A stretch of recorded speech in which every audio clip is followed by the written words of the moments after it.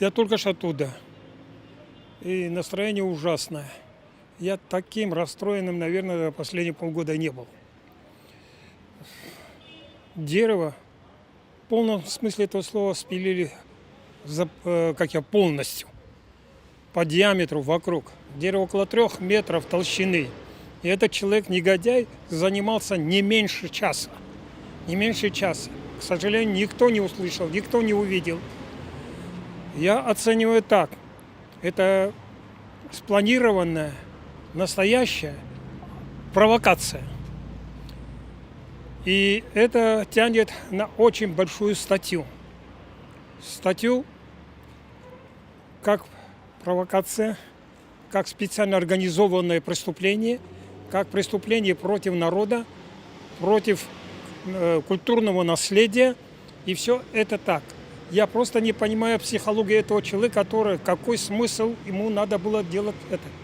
Непригодно это дерево на дрова, непригодно ни на чего. Просто вот, чтобы навредить и так далее. Но это, по моему мнению, хорошо проплаченная, провокация в Абхазии. Как оцениваете перспективы выживания, есть ли они? Мы посмотрели ситуацию. В таких случаях 99,9% не жилец, к сожалению, это липа. Но мы сделали на сегодняшний день достижения, которые есть в этом направлении. Мы приняли все меры, там работали, еще продолжают работать, там молодежь. Мы туда загнали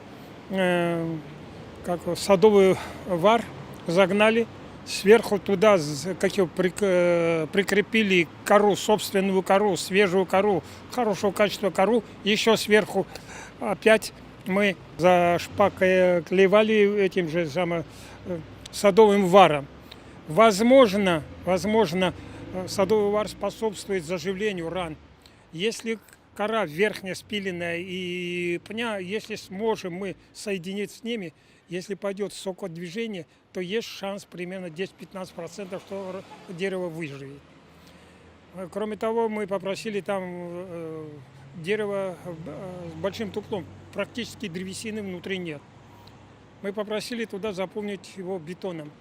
Бетон укрепить и ствол укрепить, и корень, чтобы она при большой буре, чтобы не снесло. Потому что кроме собственного веса там его уже ничего не держит, это дерево.